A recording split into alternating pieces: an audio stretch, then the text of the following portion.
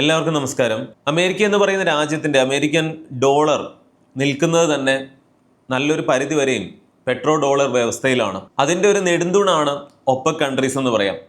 ഈ ഒപെക്കിൽ നിന്ന് UAE പോലെ വളരെ പ്രധാനപ്പെട്ട ഒരു രാജ്യം അടുത്തിടെ പിന്മാറി. ഒപെക്കിൽ നിന്ന് പലപ്പോഴും രാജ്യങ്ങൾ പുറത്ത് പോകാറുണ്ട്, തിരിച്ചു വരാറുണ്ട്. ഖത്തർ കുറച്ച് വർഷങ്ങൾക്ക് മുൻപേ, അത് കൂടുതലായിട്ട് നാച്ചുറൽ ഗ്യാസ് ആണ് അവർ ഉൽപ്പാദിപ്പിക്കുന്നത്, ആ രാജ്യം പോയിരുന്നു. അത് കഴിഞ്ഞിട്ട് വേറെ ചില ചെറിയ രാജ്യങ്ങളൊക്കെ പിന്മാറിയിരുന്നു.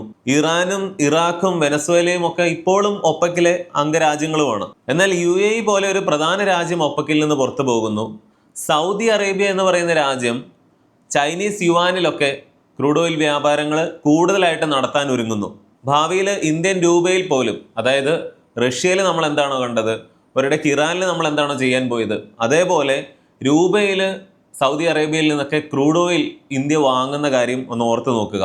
ഇങ്ങനെയൊക്കെ ആയിക്കഴിഞ്ഞാൽ അമേരിക്കൻ ഡോളർ പതുക്കെ വീണു തുടങ്ങും. ആ സ്ഥാനത്തേക്ക് ചൈനീസ് യുവാൻ കയറി വരും. അമേരിക്കയ്ക്ക് ഇതുകൊണ്ട് ഒരു പ്രശ്നവുമില്ല, നേരെ മറിച്ച് ഗുണവുമാണ് എന്നുള്ള രീതിയിൽ കുറേ അധികം ഫാക്റ്റുകളുണ്ട്. ലോകത്ത് ക്രൂഡ് ഓയിലിന്റെ വില കുറയാനായിട്ട് ഇതൊരു കാരണമാകും. അത് അമേരിക്കയ്ക്ക് നല്ലതാണ്. എന്തിന് ഈ ഒപെക് കൂട്ടായ്മ തന്നെ അങ്ങ് തകർന്നു പോയി കഴിഞ്ഞാൽ ഓരോ എണ്ണ ഉൽപ്പാദക രാജ്യങ്ങളും അവർക്ക് ഇഷ്ടമുള്ളത്ര ക്രൂഡ് ഓയിൽ വിപണിയിലേക്ക് എത്തിച്ചാൽ ക്രൂഡ് ഓയിൽ വളരെയധികം ചീപ്പാവുകയും അങ്ങനെ ലോകത്ത് ഏറ്റവും അധികം ക്രൂഡ് ഓയിൽ ഉണ്ടാക്കുകയും ഉപയോഗിക്കുകയും ചെയ്യുന്ന അമേരിക്കയ്ക്ക് പോലും പിന്നീട് അവരുടെ രാജ്യത്ത് നിന്ന് പോലും ഉണ്ടാക്കുന്നതിനേക്കാൾ കുറഞ്ഞ വിലയ്ക്ക് പുറത്തു നിന്ന് വാങ്ങാൻ സാധിക്കും. അത് അമേരിക്കയ്ക്ക് ഗുണമാണ്. അതുകൊണ്ട് UAE ഒപെക്കിൽ നിന്ന് പുറത്തു പോയെന്ന് വെച്ചിട്ടൊന്നും അമേരിക്കയ്ക്ക് ഒരു പ്രശ്നവുമില്ല എന്നൊക്കെ പറയുന്നവരുണ്ട്. എന്നാൽ ഇതിൻ്റെ പൂർണ്ണമായ ഒരു ചിത്രം മനസ്സിലാക്കി കഴിയുമ്പോൾ എങ്ങനെയാണ് അമേരിക്കയുടെ ഈ മാസ്റ്റർ പ്ലാൻ എല്ലാം തെറ്റാനായിട്ട് വലിയൊരു സാധ്യത മുന്നിൽ കാണുന്നത് എന്ന് മനസ്സിലാകും. മുൻപ് നമ്മളൊരു വീഡിയോ ചെയ്തിരുന്നു, ഇറാനെ വെച്ച് അമേരിക്കയുടെ മാസ്റ്റർ പ്ലാൻ എന്താണ് ദീർഘകാല അടിസ്ഥാനത്തിൽ, അല്ലെങ്കിൽ ചൈന എങ്ങനെ വീക്കാക്കുന്നു, ഇന്ത്യയും ഇതെങ്ങനെ പ്രതികൂലമായിട്ട് ബാധിക്കാമെന്നൊക്കെ പറഞ്ഞിട്ട്. അതിൻ്റെ ഒരു തുടർച്ചയും കൂടിയാണ് ഈ വീഡിയോ എന്ന് പറയാം. UAE എന്തുകൊണ്ട് ഒപെക്കിൽ നിന്ന് പുറത്തു പോയി എന്ന് ചോദിച്ചാൽ അത് അമേരിക്കയ്ക്കായിട്ടുള്ള ഒരു പണിയേ അല്ല, അങ്ങനെ അവർ ഉദ്ദേശിച്ചിട്ടേ ഇല്ല എന്നൊക്കെ പറയാമെങ്കിലും യഥാർത്ഥത്തിൽ ഇപ്പോൾ നടക്കുന്നത് എന്താണ്? UAE എന്ന് പറയുന്ന ഒരു രാജ്യത്തേക്കാൾ കൂടുതൽ ഒരു ബിസിനസ് സാമ്രാജ്യമാണ് എന്ന് പറയാം. അല്ലെങ്കിൽ ദുബായ് സിറ്റിയൊക്കെ വെച്ചുകൊണ്ട് അവർ ഇത്ര നാളും ഉണ്ടാക്കിയെടുത്ത ആ ഒരു ഇമേജ് ലോകം മുഴുവനും അങ്ങോട്ട് നിക്ഷേപങ്ങൾ ഒഴുകുകയായിരുന്നു. അവിടെ റിയൽ എസ്റ്റേറ്റ് വാല്യൂ ആണെങ്കിലും ടൂറിസം ഒക്കെ ആണെങ്കിലും ഏറ്റവും മികച്ച രീതിയിൽ പോയി ലോകത്തിൻ്റെ ഒരു ഏവിയേഷൻ ഹബ്ബായിട്ടൊക്കെ മാറിക്കൊണ്ടിരുന്ന UAE ഇപ്പോൾ തകർന്ന് തരിപ്പണമായി കിടക്കുകയാണ്. അവിടെ എന്തെങ്കിലും നാശനഷ്ടങ്ങളൊക്കെ ഉണ്ടാകുന്നുണ്ട് എന്നല്ല പറഞ്ഞത്. ഇറാൻ ഇത്രയധികം ആക്രമണങ്ങളൊക്കെ നടത്തിയിട്ടും അതിനൊക്കെ അവർ ആകാശത്ത് വെച്ച് തന്നെ പ്രതിരോധിച്ച് കളയുകയാണ്. വളരെ ചെറിയ നാശനഷ്ടങ്ങളും ആളപായങ്ങളും ഒക്കെ മാത്രമേ അവിടെ ഉണ്ടായിട്ടുള്ളൂ. പക്ഷെ ഇങ്ങനെ പ്രശ്നങ്ങളുള്ള ഒരു രാജ്യത്ത് നിന്ന് അവിടുത്തെ നിക്ഷേപങ്ങളും അവിടുത്തെ വരുമാനവും എല്ലാം ഏകദേശം നല്ലൊരു ശതമാനവും ഇല്ലാതായി എന്നുള്ളതാണ്. അവിടുത്തെ മലയാളികൾ എങ്ങനെ പ്രതിസന്ധിയിലായിരിക്കുന്നു എന്നും കൂടി നമ്മൾ ഒരു വീഡിയോ ചെയ്തതാണ്. ധാരാളം പ്രവാസികളും ഈ വീഡിയോ ഇപ്പോൾ കാണുന്നുണ്ടാകും. അപ്പോൾ പ്രവാസികളുടെ അറിവിലേക്കായിട്ട് അവരുടെ സമ്പത്തിനെ സംബന്ധിച്ച് ഇമ്പോർട്ടൻ്റ് ആയിട്ടുള്ള ഒരു കാര്യം കൂടി ഇപ്പോൾ ഇവിടെ പറയുകയാണ്. അതായത് ഇപ്പോൾ നിങ്ങൾ പണം സമ്പാദിക്കുന്നുണ്ടാകും, ഭാവിയിലേക്കൊക്കെ വേണ്ടി സൂക്ഷിക്കുന്നുണ്ടാകും. പക്ഷെ നിങ്ങൾക്ക് എപ്പോഴെങ്കിലും ഒരു ആപത്ത് വന്നാൽ, അതായത് മരണം പോലെ എന്തെങ്കിലും നിർഭാഗ്യവശാൽ സംഭവിച്ചാൽ, നിങ്ങളുടെ കുടുംബം സാമ്പത്തികമായിട്ട് ബുദ്ധിമുട്ടാതിരിക്കാനുള്ള അത്രയും പൈസ ഓൾറെഡി നിങ്ങളുടെ ബാങ്കിലുണ്ടോ? അതായത് ഇപ്പോൾ നിങ്ങൾ വർഷത്തിൽ സമ്പാദിക്കുന്നതിന്റെ 15-20 ഇരട്ടിയൊക്കെ തുക നിങ്ങളുടെ കുടുംബത്തിന് ആവശ്യമായിട്ട് വരും നിങ്ങളുടെ അസാന്നിധ്യത്തിൽ. അത്രയും തുക നിങ്ങൾ സമ്പാദിച്ചിട്ടില്ലെങ്കിൽ തീർച്ചയായിട്ടും നിങ്ങളൊരു ലൈഫ് ഇൻഷുറൻസ് എടുക്കണം. ഇനി പലരും എടുത്തു വെച്ചിട്ടുണ്ടാകും, പക്ഷെ അതിന്റെ കവറേജ് ഇത്രയുണ്ടോ എന്ന് നിങ്ങൾ ചെക്ക് ചെയ്യണം. അതല്ലെങ്കിൽ നിങ്ങൾക്ക് ചെയ്യാൻ പറ്റുന്നത് വലിയ കവറേജ് ലഭിക്കുന്ന ടേം ഇൻഷുറൻസുകൾ നാട്ടിൽ നിന്ന് നിങ്ങൾക്ക് ഇപ്പോൾ എടുക്കാൻ സാധിക്കും. അതായത് 2 കോടിയൊക്കെ കവറേജ് കിട്ടുന്ന രീതിക്ക് നിങ്ങൾക്ക് മാസം ഇന്ത്യൻ രൂപ 679 സ്റ്റാർട്ട് ചെയ്യുന്നുണ്ട്. ഇത്തരം പ്ലാനുകൾ കാണണമെങ്കിൽ ഞാൻ ഡിസ്ക്രിപ്ഷൻ ബോക്സിലും കമന്റിലും കൊടുത്തിട്ടുള്ള ലിങ്കിൽ പോയാൽ മതി. കുറേയധികം കമ്പനീസിന്റെ ടേം പ്ലാൻസ് ഒരുമിച്ച് നമുക്കിവിടെ കാണാൻ സാധിക്കും. അതിലാണെങ്കിൽ ക്യാൻസർ പോലെയുള്ള അസുഖങ്ങളോ അപകടത്തിൽ അംഗവൈകല്യം സംഭവിച്ചാലോ നമുക്ക് 50 ലക്ഷം മുതൽ 1 കോടി രൂപ വരെ കവറേജ് കിട്ടുന്ന രീതിക്കുള്ള റൈഡേഴ്സ് കൂടി ചേർത്ത് പ്ലാൻസ് എടുത്ത് വെക്കാനാകും. ഇനി ക്ലെയിമിന്റെ ആവശ്യം വന്നാൽ പ്രവാസികളുടെ ഫാമിലി നാട്ടിലായാലും വിദേശത്തായാലും അവർക്ക് ക്ലെയിമിന്റെ കാര്യത്തിൽ നൂലാമാലകളൊന്നും ഉണ്ടാകില്ല. അതിനുവേണ്ടി ഡെഡിക്കേറ്റഡ് റിലേഷൻഷിപ്പ് മാനേജറുടെ സഹായവും കിട്ടും. ഡോക്യുമെന്റ്സ് ഒക്കെ ഹാജരാക്കിയാൽ മതി. അപ്പോൾ വിദേശത്തുള്ള ഫാമിലിക്കാണെങ്കിൽ നാട്ടിൽ പോലും വരേണ്ട ആവശ്യമില്ല. ക്ലെയിമിന്റെ കാര്യങ്ങളൊക്കെ എളുപ്പത്തിൽ നടക്കും. കൂടാതെ വർഷത്തിൽ നിങ്ങൾ ഒരുമിച്ച് പ്രീമിയം അടയ്ക്കുമ്പോൾ 5% വരെ ഡിസ്കൗണ്ട് കിട്ടുന്ന പ്ലാനുകൾ നിങ്ങൾക്ക് എടുക്കാനായിട്ട് ഞാൻ ഡിസ്ക്രിപ്ഷൻ ബോക്സിലും കമന്റിലും ലിങ്ക് കൊടുത്തിട്ടുണ്ട്. ചെക്ക് ചെയ്ത് നോക്കിക്കോളൂ. അല്ലെങ്കിൽ സ്ക്രീനിൽ കാണുന്ന ഈ QR കോഡ് സ്കാൻ ചെയ്താലും മതി. നമുക്ക് വീഡിയോയിലേക്ക് തിരിച്ചു വരാം. UAE നോക്കുമ്പോൾ ഇതിനെല്ലാം കാരണക്കാരൻ ആരാണ്? ഇറാൻ എന്തുകൊണ്ടാണ് UAE ആക്രമിക്കുന്നത്? ഇറാനോട് പറഞ്ഞിട്ട് യാതൊരു കാര്യവുമില്ല, അല്ലെങ്കിൽ വെട്ടാൻ വരുന്ന പോത്തിന്റെ ചെവിയിൽ വേദമൂതിയിട്ട് കാര്യമില്ലെന്ന് പറയുന്ന പോലെ ഇറാൻ ആകെ നശിച്ചു. ഇറാൻ ആകട്ടെ ഈ അമേരിക്കയ്ക്കുള്ള ഒരു പണിയും കൂടെ ആയിട്ട് മിഡിൽ ഈസ്റ്റിൽ, പ്രത്യേകിച്ച് UAE-യിലാണ് അവർ ഏറ്റവും അധികം ആക്രമണങ്ങൾ നടത്തുന്നത്. ഇറാനെ ഇതൊന്നും പറഞ്ഞ് മനസ്സിലാക്കാൻ നോക്കിയിട്ട് ഒരു കാര്യവുമില്ല. നേരെ മറിച്ച് ഇസ്രായേലും അമേരിക്കയും കൂടെ ഇറാനിൽ ചെയ്യുന്ന ഈ കാര്യങ്ങളൊക്കെ കൊണ്ടാണ് UAE എന്ന് പറയുന്ന രാജ്യത്തിന് ഈ അവസ്ഥ വന്നിരിക്കുന്നത്. എന്നാൽ ഇറാന്റെ ഭീഷണി ഇങ്ങനെ നിൽക്കുമ്പോൾ അമേരിക്കൻ പക്ഷം ഉപേക്ഷിക്കാനായിട്ടും UAEക്ക് സാധിക്കില്ല. ഇസ്രായേലും അമേരിക്കയും കൂടെ ഇറാനെ ആക്രമിച്ചതിന് ശേഷം ഇന്ന് വരെയുള്ള കണക്കുകൾ എടുത്താൽ ബില്യൺ കണക്കിന് ഡോളർ ചിലവാണ് ഇറാന്റെ ആക്രമണങ്ങളെ പ്രതിരോധിക്കുവാൻ വേണ്ടി UAEക്ക് വന്നിട്ടുള്ളത്. അതിൽ ഏറ്റവും കൂടുതൽ ഈ താഡും പേട്രിയറ്റും പോലെയുള്ള മിസൈൽ സിസ്റ്റത്തിന് അമേരിക്കയ്ക്ക് കൊടുക്കേണ്ട പണമാണ്. അമേരിക്കൻ ബേസുകൾ UAEയിലുണ്ട്, അമേരിക്കയാണ് ഇതിൻ്റെയൊക്കെ ചെലവ് വഹിക്കുന്നത് എന്ന് വിചാരിച്ചാൽ അല്ല. അവിടെ നിന്ന് തൊടുത്തുവിടുന്ന ഓരോ താഡിനും പേട്രിയറ്റ് മിസൈലുകൾക്കും ഒക്കെ, അതായത് അമേരിക്കൻ ബേസുകൾക്ക് നേരെ വന്നതാണെങ്കിൽ പോലും ഇതിനൊക്കെ പണം UAE ഇപ്പോഴും കൊടുക്കേണ്ടതുണ്ട്. ഇവിടെയാണ് പണ്ട് നമ്മളൊരു വീഡിയോ ചെയ്തത്, UAE ഈ പറയുന്ന കാര്യങ്ങൾക്കൊക്കെ, അതായത് ഇറാന്റെ ഇത്തരം ഡ്രോണുകളെ മിസൈലുകളെ ഒക്കെ പ്രതിരോധിക്കുവാനായിട്ട് ഇന്ത്യയുടെ ആകാശ് പോലെയുള്ള മിസൈലുകളൊക്കെ നേരത്തെ തന്നെ ഇന്ത്യ ഓഫർ ചെയ്തിരുന്നു. അത് അവർ വാങ്ങാനുള്ള ഏകദേശം കരാറുകളൊക്കെ മുന്നോട്ട് പോയിക്കൊണ്ടിരിക്കുകയാണ്. അതായത് അമേരിക്കയ്ക്ക് കൊടുക്കുന്നതിൻ്റെ 10% ചെലവ് പോലും ഇല്ലാതെ ഇന്ത്യയുടെ ഈ വെപ്പൺസ് എല്ലാം ഉപയോഗിച്ചുകൊണ്ട് ഇറാന്റെ ഈ ഭീഷണികളെയൊക്കെ പ്രതിരോധിക്കുവാനായിട്ട് ഭാവിയിൽ UAEക്ക് സാധിക്കും. അങ്ങനെ പതുക്കെ പതുക്കെ അമേരിക്കയെ ഘട്ടം ഘട്ടമായിട്ട് ഒഴിവാക്കുന്ന UAEയുടെ ഒരു നടപടികളാണ് നമ്മൾ ഇവിടെ കാണുന്നത്. അങ്ങനെ ആയി കഴിയുമ്പോൾ ഇറാന്റെ ഭാഗത്ത് നിന്ന് UAEക്ക് വലിയ ഭീഷണികൾ പിന്നീട് ഉണ്ടാകാനും സാധ്യതയില്ല. എന്നാൽ അത് ഈ പറയുന്ന പോലെ എളുപ്പമല്ല. GCC രാജ്യങ്ങളിൽ പ്രത്യേകിച്ചും UAEക്കും സൗദി അറേബ്യയ്ക്കും ഒക്കെ അമേരിക്കയുടെ പക്ഷം പൂർണ്ണമായി ഉപേക്ഷിക്കുന്നതിനൊക്കെ ലിമിറ്റേഷൻസ് ഉണ്ട്. എന്നാൽ UAE ഇപ്പോൾ ഒപ്പക്കിൽ നിന്ന് പിന്മാറിയ സ്ഥിതിക്ക് ഇനി എന്താണ് സംഭവിക്കുക? ഇത്ര നാളും അവർ ചെയ്തിരുന്നതിൽ നിന്ന് വ്യത്യസ്തമായിട്ട് പ്രതിദിനം ഒരു 6 മില്യൺ ബാരൽ ക്രൂഡ് ഓയിൽ എങ്കിലും ആദ്യത്തെ ഘട്ടമൊക്കെ ആയിട്ട് കൂടുതലായിട്ട് ഇനി എന്നും ഉൽപ്പാദിപ്പിക്കണമെന്നുള്ള ഉദ്ദേശത്തിലാണ് UAE നിൽക്കുന്നത്.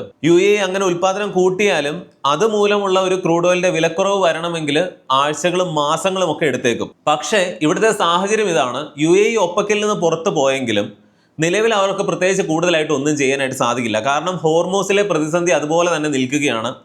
നമ്മളൊരു വീഡിയോ ചെയ്തതാണ് എങ്ങനെയാണ് സൗദി ഇപ്പോഴും ലാഭം ഉണ്ടാക്കുന്നതും UAEക്ക് അത് പറ്റാത്തതുമെന്ന്. ക്രൂഡ് ഓയിൽ വ്യാപാരത്തിലൂടെ ക്രൂഡ് ഓയിലിന്റെ വിലയൊക്കെ കൂടിയെങ്കിലും അവർക്ക് ഹോർമൂസിന് പുറത്തൊരു ഫുജേറ പോർട്ടാണുള്ളത്, അവിടെയും ഇറാന്റെ ആക്രമണങ്ങളുണ്ട്. സൗദിയിലേക്ക് പൈപ്പ് ലൈനുകൾ വഴി കുറേയൊക്കെ സാധിക്കുമെന്ന് പറഞ്ഞാലും അതിന് ലിമിറ്റേഷൻസ് ഉണ്ട്. കാരണം സൗദിക്ക് തന്നെ അത് നല്ല രീതിയിൽ പൂർണ്ണമായിട്ട് ഉപയോഗിക്കാനുണ്ട്. അതായത് ഹോർമൂസിൽ ഈ പ്രശ്നങ്ങൾ ഇങ്ങനെ നിൽക്കുന്നിടത്തോളം കാലം UAEക്ക് അവരുടെ പ്രൊഡക്ഷൻ നല്ല രീതിയിൽ കൂട്ടിയാലും അത് വിറ്റഴിക്കാനൊക്കെ വലിയ സാധ്യതകളില്ല. അതായത് UAE ഉൽപ്പാദനം കൂട്ടുന്നത് അമേരിക്കയ്ക്ക് ദോഷമാണ് എന്ന് വരുന്നുണ്ടെങ്കിൽ ഹോർമൂസിലെ ഈ പ്രശ്നങ്ങൾ ഇങ്ങനെ നിൽക്കുന്നത് അമേരിക്കയ്ക്കും ഗുണമാണ്. കഴിഞ്ഞ വീഡിയോയിൽ നമ്മൾ പറഞ്ഞതാണ്, ക്രൂഡ് ഓയിലിന്റെ വില ഒരുപാട് വർഷം ഉയർത്തി നിർത്തേണ്ടതിന് അമേരിക്ക ഇറാനെ വെച്ച് ഈ ഹോർമൂസിലെ പ്രശ്നം ഉടനെ ഒന്നും തീർക്കാനായിട്ട് പോകുന്നില്ല. അവർക്ക് വേണമെങ്കിൽ അതൊക്കെ ചെയ്യാവുന്നതേ ഉള്ളൂ. എന്നാൽ അമേരിക്കയുടെ ഈ പ്ലാൻ എല്ലാം താളം തെറ്റാനുള്ള ഒരു സാധ്യത എന്ന് പറഞ്ഞാൽ സൗദി അറേബ്യയുടെ ഇതിനോടുള്ള പ്രതികരണം ഇനി എന്ത് എന്നുള്ളതാണ്. അതായത് പെട്ടെന്നൊരു ദിവസം സൗദി അറേബ്യ ഒപ്പക്കിൽ നിന്ന് പിന്മാറിക്കഴിഞ്ഞാൽ കാര്യങ്ങളൊക്കെ ആകെ താളം തെറ്റും. അതായത് ലോകത്ത് ഏറ്റവും അധികം ക്രൂഡ് ഓയിൽ എക്സ്പോർട്ട് ചെയ്യുന്ന രാജ്യമാണ് സൗദി അറേബ്യ. സൗദിയും റഷ്യയും ഒക്കെ. ലോകത്ത് ഏറ്റവും അധികം ക്രൂഡ് ഓയിൽ ഉണ്ടാക്കുന്നതും ഉപയോഗിക്കുന്നതും അമേരിക്കയാണ്. സൗദിയും UAEയും ഒക്കെ ഭാവിയിൽ അവരുടെ ഇഷ്ടത്തിനനുസരിച്ച് ക്രൂഡ് ഓയിൽ ഉണ്ടാക്കിക്കൊണ്ടിരുന്നു കഴിഞ്ഞാൽ അമേരിക്കയ്ക്ക് അത് ഗുണമാണ് എന്ന് പറയുന്നവരുണ്ട്. കാരണം അമേരിക്കയ്ക്ക് ഇത് ഗുണമാണെന്നിരിക്കെ എങ്ങനെയാണ് അമേരിക്ക ഇതിനൊക്കെ എതിർക്കുക? കാരണം രാജ്യാന്തര വിപണിയിൽ ക്രൂഡ് ഓയിലിന്റെ വില കുറയുമ്പോൾ ഏറ്റവും കൂടുതൽ ക്രൂഡ് ഓയിൽ ഉപയോഗിക്കുന്ന രാജ്യം എന്ന നിലയിൽ അമേരിക്കക്കാർക്ക് അത് ഗുണമാണ്. പിന്നെ അമേരിക്ക ഇതിനെ എതിർക്കുമോ? ഒപ്പക്ക് തകർന്നു പോയാൽ പോലും അമേരിക്കയ്ക്ക് ഗുണമാണ് എന്ന് പറയുന്നവരോട് ഇവിടെ അതിന്റെ ഉത്തരം ഇതാണ്, അമേരിക്കക്കാർക്ക് ലാഭമായിരിക്കും. എന്നാൽ അമേരിക്കൻ ഓയിൽ കമ്പനികൾക്ക് അത് വലിയ നഷ്ടമാണ്. അമേരിക്കൻ ഓയിൽ കമ്പനികളാണ് ഇതിലൊക്കെ നല്ലൊരു പരിധിവരെയും ഇടപെടുന്നതും.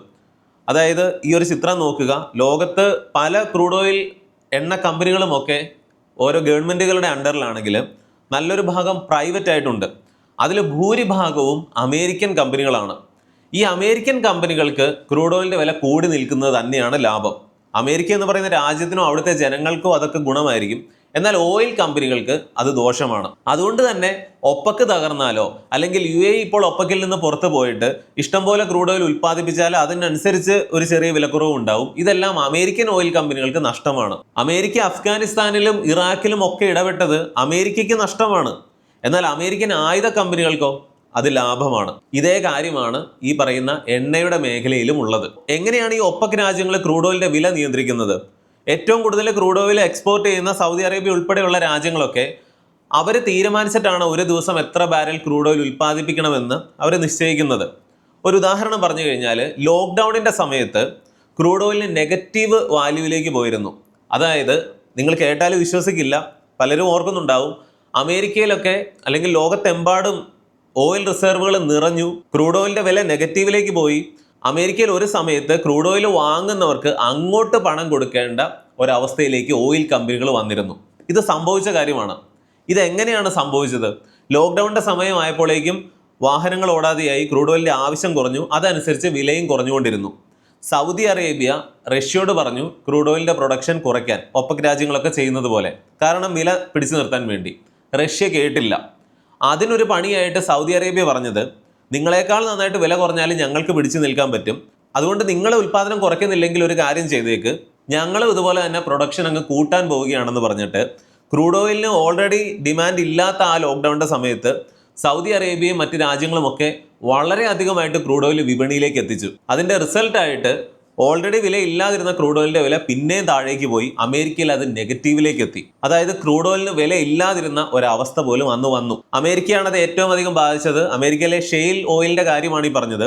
ഇവിടെ വില കുറഞ്ഞിരുന്നു, എന്നാൽ അതിൻ്റെ പ്രയോജനമൊന്നും ജനങ്ങൾക്ക് കിട്ടിയില്ല. ഈ ഉദാഹരണം പറഞ്ഞതെന്ന് പറഞ്ഞാൽ സൗദി അറേബ്യൻ രാജ്യങ്ങളുമൊക്കെ ഒരുപാട് പ്രൊഡക്ഷൻ കൂട്ടിയാൽ ലോകത്ത് ക്രൂഡ് ഓയിലിൻ്റെ വില കുറയും. അവരുടെ ഉൽപ്പാദനം എല്ലാം കൂടെ വെട്ടിക്കുറച്ച് കഴിഞ്ഞാൽ ക്രൂഡ് ഓയിലിൻ്റെ വില വളരെ അധികമായിട്ട് കൂടും. ഇങ്ങനെ ഈ ഒപെക് രാജ്യങ്ങളാണ് ക്രൂഡ് ഓയിലിൻ്റെ വില നിയന്ത്രിക്കുന്നതെങ്കിൽ അവർക്ക് എപ്പോഴും പ്രൊഡക്ഷൻ കുറച്ച് വെച്ചാൽ പോരെ, ലാഭം കൂടുതൽ കിട്ടുമല്ലോ.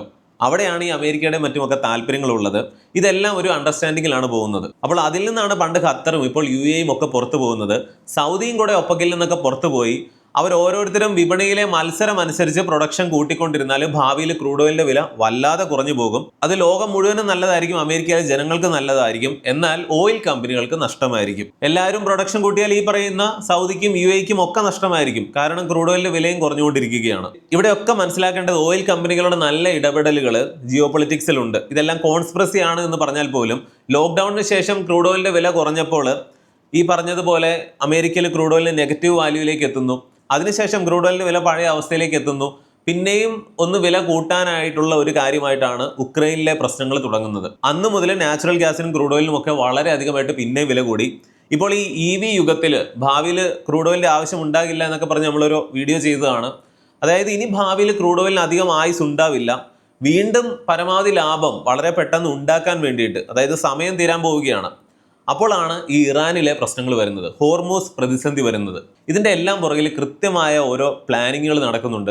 നമ്മുടെ മുൻപിൽ പലപ്പോഴും ഇതൊക്കെ ഓരോ ഡ്രാമയായിട്ടാണ് നമുക്ക് തോന്നുക. കാരണം മീഡിയ എന്ത് പറയുന്നു അതൊക്കെയാണ് നമ്മൾ വിശ്വസിക്കുന്നത്. ഇതിനെല്ലാം പുറകിൽ ഓരോ ബിസിനസ്സുകൾ ഉണ്ട് എന്ന് കൃത്യമായിട്ട് ചിന്തിച്ചാൽ നമുക്ക് മനസ്സിലാക്കാവുന്നതേ ഉള്ളൂ. എല്ലാം പണത്തിന് വേണ്ടിയിട്ടുള്ള കളികളാണ്. ഇവിടെയാണ് ഒരു കാര്യം ശ്രദ്ധിക്കേണ്ടത്. UAE ഇപ്പോൾ ഒപെക്കിൽ നിന്ന് പിന്മാറിയെങ്കിലും ഹോർമൂസിൽ ഈ പ്രശ്നങ്ങൾ നിൽക്കുന്നിടത്തോളം കാലം UAEക്ക് അതുകൊണ്ട്, അതായത് ആയുധം അവരുടെ കൈവശം കൊണ്ട് ഉപയോഗിക്കാൻ പറ്റില്ല എന്ന് പറയുന്ന ഒരവസ്ഥയാണ്. തന്നെയുമല്ല UAE എന്ന് പറഞ്ഞാൽ ഏറ്റവും കൂടുതൽ എണ്ണ ഉൽപ്പാദിപ്പിക്കുന്ന ഒരു പ്രധാന രാജ്യമാണെങ്കിലും സൗദിയുമായിട്ട് കമ്പയർ ചെയ്യുമ്പോൾ സൗദി ഇതിൻ്റെയൊക്കെ എത്രയോ ഇരട്ടി ക്രൂഡ് ഓയിലാണ് ഉൽപ്പാദിപ്പിക്കുന്നത്. അതുകൊണ്ട് തന്നെ സൗദി ഒപെക്കിൽ നിന്ന് പിന്മാറുകയോ മറ്റുമൊക്കെ ചെയ്തു കഴിഞ്ഞാൽ പിന്നീട് സംഭവിക്കാൻ പോകുന്നത് വളരെ അപകടകരമായ കാര്യങ്ങളായിരിക്കും. അതായത് അമേരിക്ക എന്ന് പറയുന്ന രാജ്യം സൗദി അറേബ്യയെ എന്തെങ്കിലും പറഞ്ഞ് ആക്രമിച്ച് കീഴടക്കാൻ പോലും സാധ്യതകളുണ്ട് എന്നുള്ളതാണ്. മറ്റൊരു കാര്യം എന്ന് പറഞ്ഞാൽ ഏറ്റവും കൂടുതൽ ക്രൂഡ് ഓയിൽ റിസർവ് ഉള്ള രാജ്യമാണ്, സൗദിയേക്കാളും ഒക്കെ കൂടുതൽ, വെനസ്വേല. ഈ വെനസ്വേലയെ അമേരിക്ക അങ്ങ് പിടിച്ചിട്ട് ലോകത്ത് ഒരു രാജ്യങ്ങളും ചോദ്യം ചെയ്തില്ല, ചൈന പോലും, റഷ്യ പോലും. എന്നാൽ അവിടെ ക്രൂഡ് ഓയിൽ ഒരുപാടുണ്ടെങ്കിലും ഉൽപ്പാദന ചെലവ് കൂടുതലായതുകൊണ്ട് നിലവിൽ അത് ലാഭമായി. കാരണം ക്രൂഡ് ഓയിലിന്റെ വില കൂടി. അതും അമേരിക്കയുടെ ഒരു ഉദ്ദേശമാണ്. വെനസ്വേലയെ പിടിച്ചപ്പോൾ മിണ്ടാതിരുന്ന ചൈനയും റഷ്യയും ഒക്കെ സൗദിയിലും കൂടി അമേരിക്ക ഇടപെട്ടാൽ നോക്കിയിരിക്കുമോ എന്നുള്ളത് നമ്മൾ കാണേണ്ട കാര്യങ്ങളാണ്. അതായത് ഇപ്പോഴത്തെ ഇറാൻ പ്രശ്നങ്ങളൊക്കെ മാറിയിട്ട് സൗദി ഒരു പക്ഷേ അമേരിക്കയുടെ താല്പര്യങ്ങൾക്കെതിരായിട്ട് നീങ്ങിക്കഴിഞ്ഞാൽ പിന്നീട് എന്തായിരിക്കും സംഭവിക്കുക എന്നൊന്നും പറയാനായിട്ട് സാധിക്കില്ല. അങ്ങനെ ഉണ്ടാകാനും സാധ്യതയില്ല. കാരണം അന്നും ഇന്നും സൗദി അറേബ്യ അമേരിക്കയ്ക്കൊപ്പം, അല്ലെങ്കിൽ അമേരിക്കയുടെ ഒരു അടിമ പോലെയൊക്കെ തന്നെ നിൽക്കുന്ന ഒരു രാജ്യമാണ്. ബൈഡൻ പ്രസിഡന്റ് ആയിരുന്ന സമയത്ത് ക്രൂഡ് ഓയിലിന്റെ പ്രൊഡക്ഷൻ കൂട്ടുവാൻ വേണ്ടിയിട്ട് സൗദി അറേബ്യയോട് പറഞ്ഞപ്പോൾ സൗദി അറേബ്യ കേട്ടില്ല, അല്ലെങ്കിൽ ഫോൺ പോലും അറ്റൻഡ് ചെയ്തില്ല. അങ്ങനെ ഓരോ സംഭവങ്ങളുണ്ടായി. ചൈനയുമായിട്ട് അവർ കൂടുതൽ അടുക്കുന്നു. ചൈനീസ് യുവാനിൽ വ്യാപാരങ്ങൾ നടത്താൻ പോകുന്നു. ഇന്ത്യൻ രൂപയിൽ പോലും ക്രൂഡ് ഓയിൽ വിൽക്കാനുള്ള പ്ലാനിങ്ങുകളൊക്കെ നടക്കുന്നു. ഇതൊന്നും കണ്ടിട്ടും അമേരിക്ക അനങ്ങാത്തതിൻ്റെയും കാരണം ഇതൊക്കെയാണ്. കാരണം അധികം പ്രകോപിപ്പിച്ചാൽ സൗദിയും എന്ത് ചെയ്യും എന്ന് അവർക്കും അറിയില്ല. വീഡിയോ മുഴുവൻ കേൾക്കുമ്പോഴും ഓർക്കുക, ലോകത്ത് ഈ പറയുന്ന രാജ്യങ്ങളൊക്കെ ക്രൂഡ് ഓയിൽ ഒരുപാട് ഉൽപ്പാദിപ്പിച്ച് ക്രൂഡ് ഓയിലിന്റെ വില കുറഞ്ഞാൽ അമേരിക്കയ്ക്കും ഗുണമാണെന്ന് പറയുമ്പോൾ ഒന്ന് ഓർക്കണം, അമേരിക്കൻ ഓയിൽ കമ്പനികൾക്ക് അത് ഗുണമല്ല. ടെക്സാസ് എന്ന് പറയുന്ന അമേരിക്കൻ സ്റ്റേറ്റ് ഒരു വർഷം അവരുണ്ടാക്കുന്ന GDP എന്ന് പറഞ്ഞാൽ ഇന്ത്യയുടെ പകുതിയോളം വരും. അതിൽ നല്ലൊരു ഭാഗവും ക്രൂഡ് ഓയിൽ വിറ്റിട്ടാണ്. അവിടെയാണ് ഏറ്റവും കൂടുതൽ പ്രൈവറ്റ് കമ്പനികളും ഒക്കെ അമേരിക്കയിൽ ഉള്ളത്. ഓയിൽ മേഖലയിൽ ബ്ലാക്ക് റോക്ക്, വാൻഗാർഡ് പോലെയുള്ള ഓരോ അസറ്റ് മാനേജ്മെന്റ് കമ്പനികളൊക്കെ വഴി ഇത്തരം ക്രൂഡ് ഓയിൽ വ്യാപാരങ്ങളിലെല്ലാം അമേരിക്കക്കാർക്കും അല്ലെങ്കിൽ പുറത്തു നിന്നുള്ളവർക്കും ഒക്കെ ചെറുതും വലുതുമായിട്ടുള്ള നിക്ഷേപങ്ങളും ഒക്കെ ഉണ്ട്. അതായത് ഭാവിയിൽ ക്രൂഡ് ഓയിലിന്റെ ആവശ്യം ലോകത്തുണ്ടാവില്ല. ഇലക്ട്രിസിറ്റി എന്ന് പറയുന്ന ഒന്നിനായിരിക്കും ഇനി പ്രാധാന്യം കൂടുതലും. നിലവിലെ ഇലക്ട്രിസിറ്റി മാക്സിമം ഉണ്ടാക്കുന്നത് കൽക്കരിയിൽ നിന്നും നാച്ചുറൽ ഗ്യാസിൽ നിന്നും ഒക്കെയാണ്. ക്രൂഡ് ഓയിൽ ഉൽപ്പന്നങ്ങളിൽ നിന്ന് ഇലക്ട്രിസിറ്റി ഉണ്ടാക്കുന്നത് വളരെ കുറവാണ്. ഭാവിയിൽ EV യുഗമാണ് വരുന്നത്. ഈ വാഹനങ്ങൾക്കാണ് ലോകത്ത് ഏറ്റവും അധികം ക്രൂഡ് ഓയിൽ ഉപയോഗിക്കുന്നത്, പെട്രോളും ഡീസലുമായിട്ട്. അപ്പോൾ അതിനൊക്കെ മുൻപ് ഈ ക്രൂഡ് ഓയിലിൽ നിന്ന് പരമാവധി ലാഭം ഉണ്ടാക്കാനാണ് ഈ ഓയിൽ കമ്പനികളൊക്കെ ശ്രമിക്കുന്നത്. അവരുടെ സ്വാധീനം കൃത്യമായിട്ട് അമേരിക്കൻ ഭരണ വ്യവസ്ഥയിലുമുണ്ട്. അതൊക്കെ അനുസരിച്ചുള്ള കാര്യങ്ങളൊക്കെ തന്നെയാണ് മുന്നോട്ട് പോകുന്നത് എന്നും മനസ്സിലാക്കുക. അമേരിക്ക പതുക്കെ അസ്തമിക്കുകയാണ്, ചൈന കയറി വരികയുമാണ്. അമേരിക്കൻ ഡോളർ പതുക്കെ അപ്രത്യക്ഷമായിട്ട് UN ഭാവിയിൽ ഒരു ഗ്ലോബൽ കറൻസി ആകാനുള്ള സാധ്യതയുമുണ്ട്. ഈ പെട്രോ ഡോളർ വ്യവസ്ഥ തകർന്നാലും ഒറ്റ ദിവസം കൊണ്ട് ഡോളർ ഇല്ലാതാവില്ല.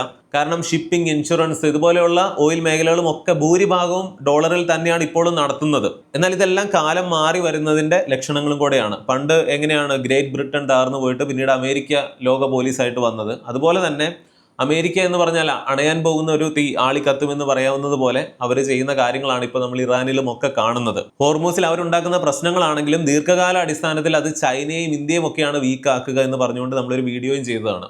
ഈ വീഡിയോ കാണുന്ന പ്രവാസികൾക്കായിട്ട് വളരെ ഇമ്പോർട്ടൻ്റ് ആയിട്ടുള്ള ഒരു കാര്യം ഞാൻ വീഡിയോയുടെ ഇടയ്ക്ക് പറഞ്ഞിട്ടുണ്ടായിരുന്നു. നിങ്ങളുടെ മരണശേഷം നിങ്ങളുടെ കുടുംബം സാമ്പത്തികമായിട്ട് ബുദ്ധിമുട്ടാതിരിക്കാൻ വേണ്ടിയിട്ട് ഒരു നല്ല ടേം ഇൻഷുറൻസ് എന്തായാലും നിങ്ങൾ എടുത്തു വെക്കണം. നാളെ എന്ത് സംഭവിക്കുമെന്ന് ആർക്കും പറയാൻ സാധിക്കില്ല. പിന്നെ ശ്രദ്ധിക്കേണ്ടത്, നിങ്ങൾക്ക് നല്ല ജോലിയും വിദ്യാഭ്യാസവും ഒക്കെയുള്ള ആളാണെങ്കിലാണ് ഇത് കിട്ടാൻ കൂടുതൽ ചാൻസ് ഉള്ളത്. അതുകൊണ്ട് തന്നെ പ്രവാസികൾക്ക് ഇത് കിട്ടാൻ സാധ്യത കൂടുതലാണ്. നിങ്ങൾക്ക് ടേം ഇൻഷുറൻസ് എടുക്കാനുള്ള യോഗ്യതയുണ്ടോ, അല്ലെങ്കിൽ പ്രീമിയം എത്രയാകുമെന്നൊക്കെ അറിയാനായിട്ട് ഡിസ്ക്രിപ്ഷനിലും കമന്റിലും കൊടുത്തിട്ടുള്ള ലിങ്ക് ചെക്ക് ചെയ്യുക. അല്ലെങ്കിൽ സ്ക്രീനിൽ കാണുന്ന ഈ QR കോഡ് സ്കാൻ ചെയ്താലും മതി. ഇന്നത്തെ വീഡിയോ കുറിച്ചുള്ള നിങ്ങളുടെ എല്ലാ അഭിപ്രായങ്ങളും, വിമർശനങ്ങളും, നിർദ്ദേശങ്ങളും, സംശയങ്ങളും ഒക്കെ കമന്റിൽ എഴുതണം. മറ്റൊരു വീഡിയോയിൽ വീണ്ടും വരാം. നന്ദി, നമസ്കാരം.